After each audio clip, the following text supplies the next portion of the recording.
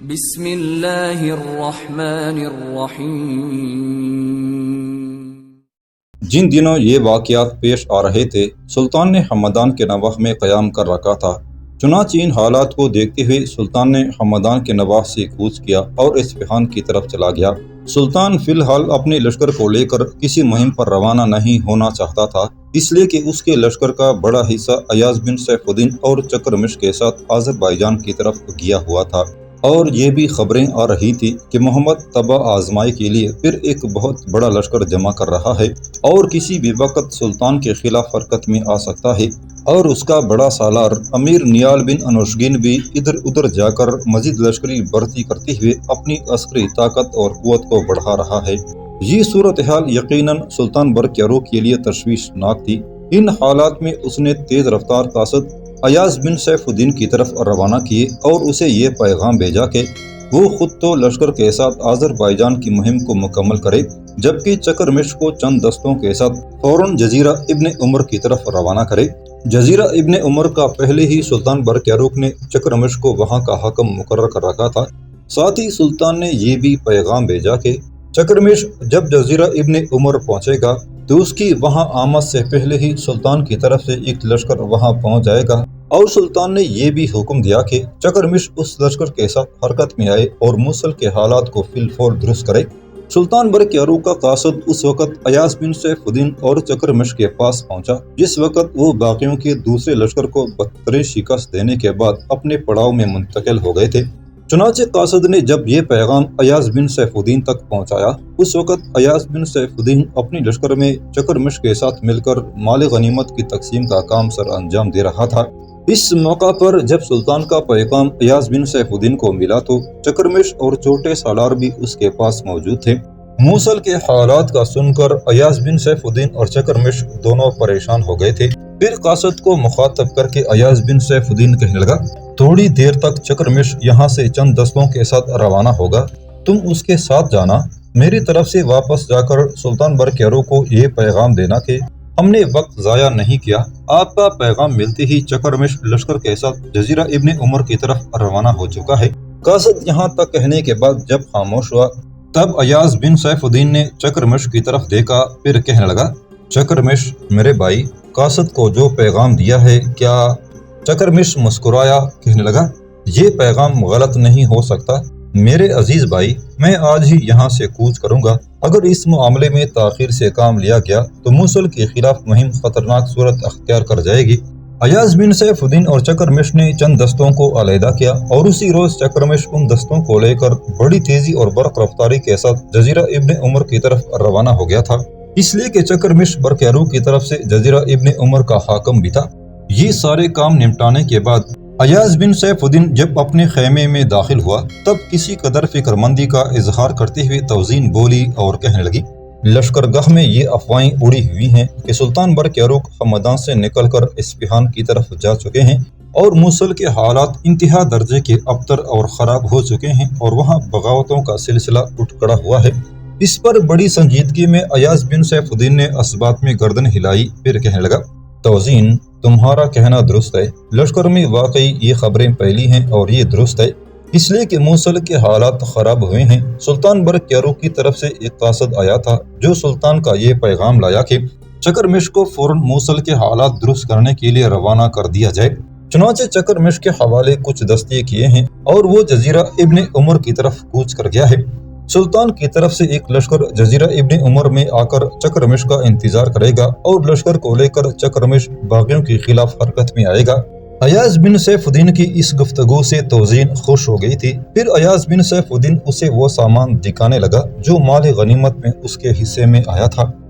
دوسری طرف چکرمش پہلے جزیرہ ابن عمر پہنچا، جو لشکر وہاں آ کر قیام کر کے اس کا انتظار کر رہا تھا اسے اپنے انداز سے مرتب کیا، پھر دستوں پر چھوٹے سالار مقرر کیے۔ اس کے بعد اس نے کوچ کیا، پہلے نصیبین کا رخ کیا کیونکہ وہاں بھی گڑبڑ شروع ہو گئی تھی۔ چکرمش آندھی اور طوفان کی طرح آگے بڑھا اور بقول مورخین نصیبین پر چڑھ دوڑا اور قبضہ کر لیا۔ یہ علاقہ موسیٰ ترکمانی اپنا سمجھتا تھا۔ اسے جب خبر لگی کہ چکرمش ایک لشکر لے کر جزیرہ ابن عمر سے روانہ ہوا ہے اور نصیبین شہر پر اس نے قبضہ کر لیا ہے مورخین کہتے ہیں وہ غصے سے کانپ اٹھا اور انتقام لینے کے لیے نصیبین کی طرف روانہ ہوا۔ دوسری طرف چکرمش بھی اپنے لشکر کے ساتھ حرکت میں آیا اور موسیٰ ترکمانی بھی اسی کی راہ روکنے کے لیے روانہ ہوا۔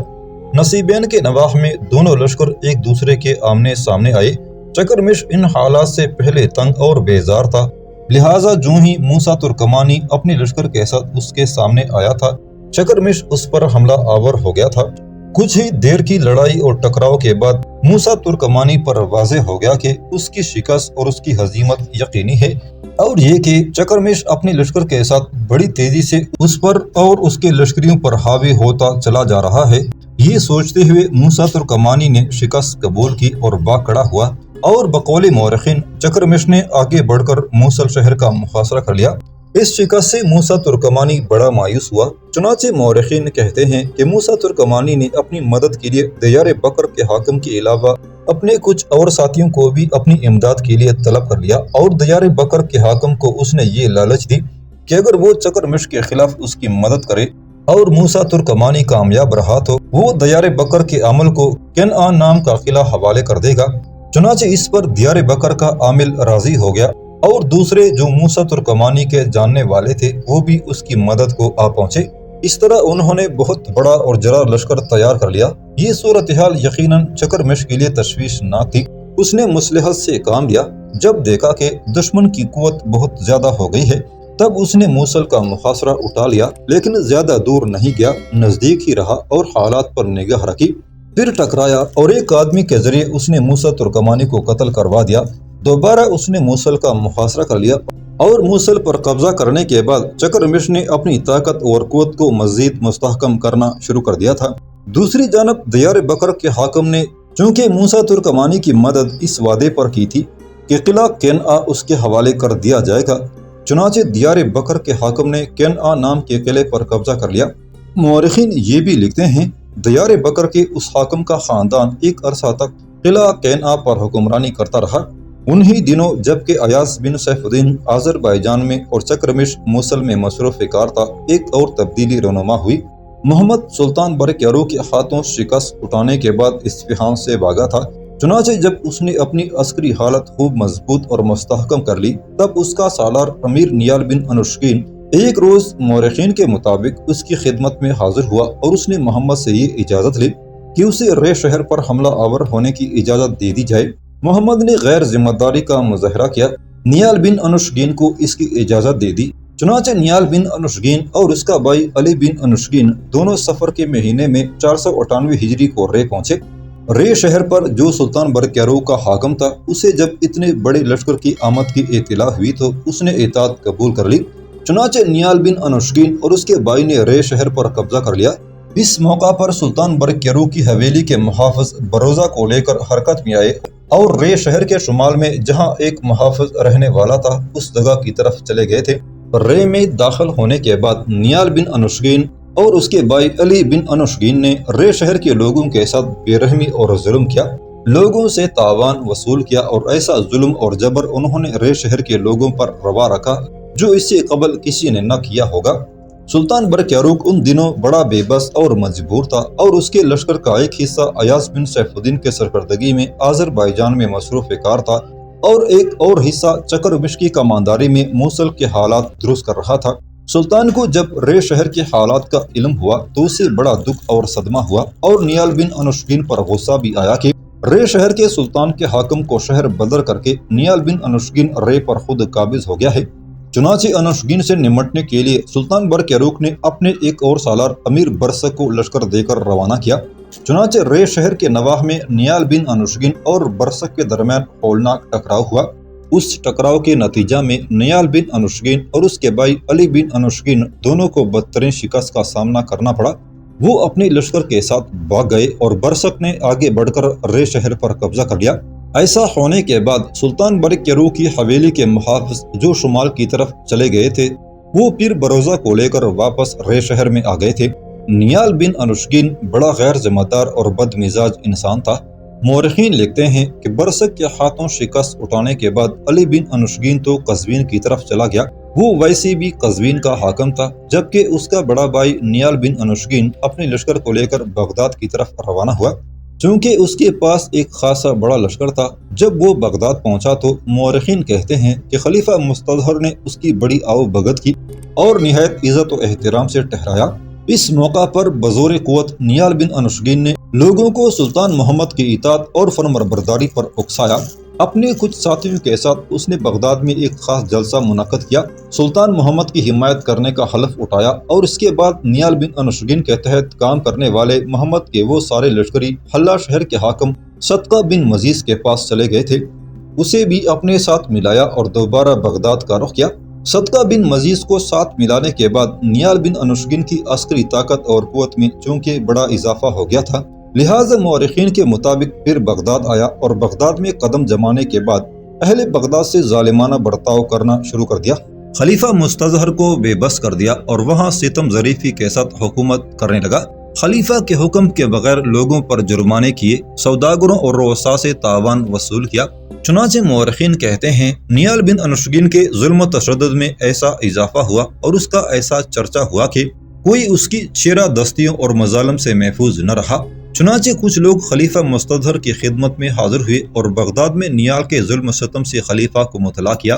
خلیفہ نے بغداد کے قاضی ابو الحسن درمغانی کو مقرر کیا کہ وہ اس سلسلہ میں نیال سے بات کرے اور اسے کہے کہ بغداد میں ظلم و ستم کی کارروائیاں بند کرے۔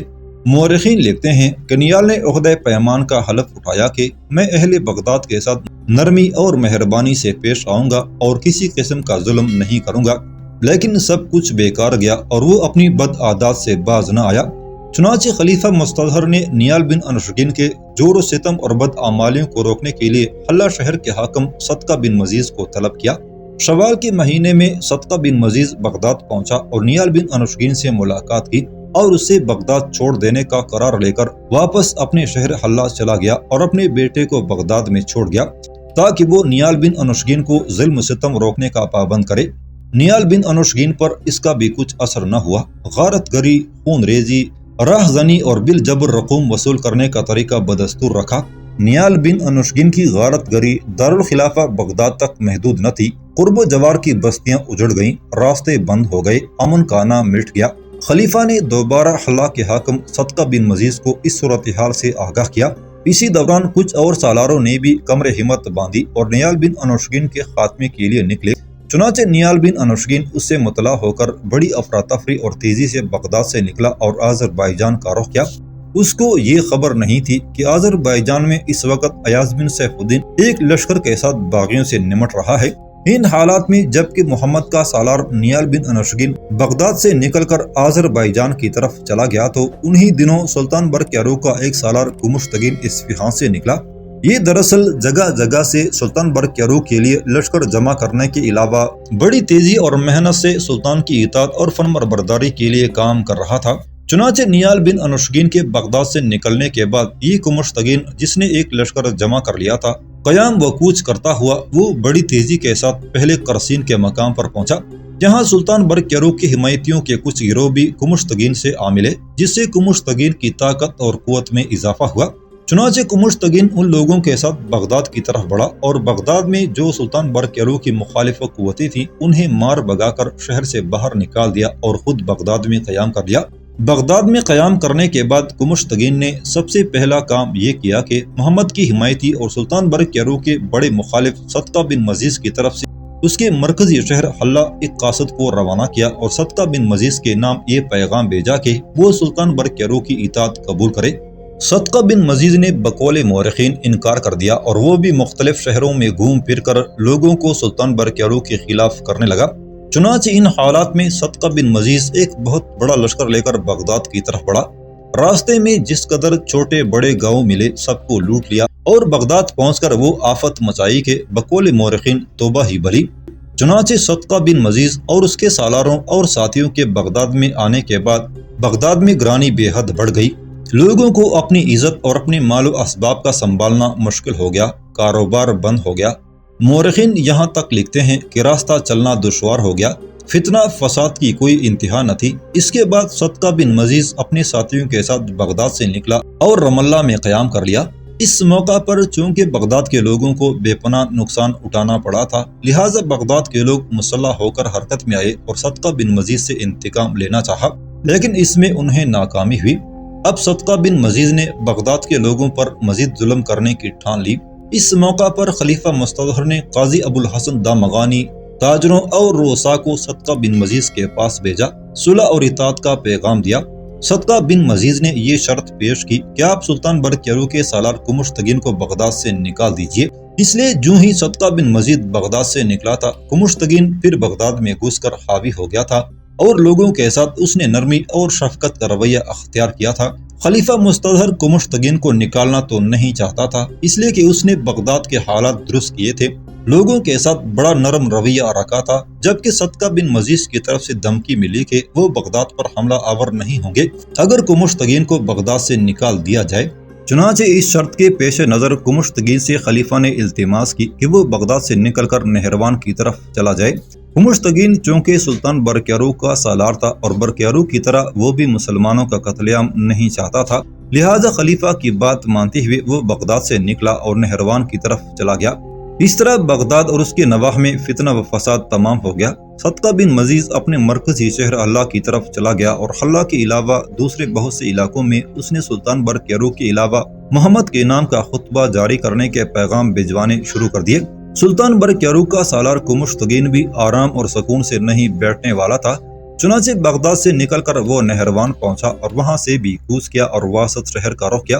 واسط شہر پہنچ کر اس نے اپنی طاقت اور قوت کا استعمال کیا اور وہاں اس نے سلطان برقیارو کے نام کا خطبہ پڑھوایا اور واسط شہر کے گرد نواح میں جو سلطان برقیارو کے مخالف اور محمد کے حامی تھے انہیں تاراج کیا۔ چنانچہ واسط میں جب سلطان برقیارو کا سالار کمشتگین طاقت اور قوت پکڑنے لگا تب محمد پریشانی کا شکار ہوا۔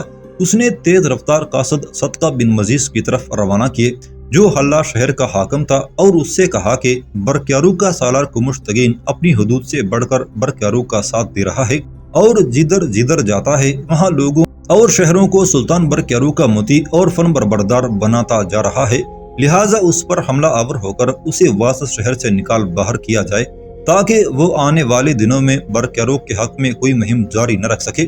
چنانچہ محمد کے کہنے پر صدقہ بن مزید والی حلہ نے ایک بہت بڑا جرار لشکر تیار کیا اور کمشتگین سے نمٹنے کے لیے اس نے واسط شہر کا رخ کیا تھا۔ کمشتگین واسط شہر سے باہر ایک دوسرے کے سامنے صف آرا ہوئے۔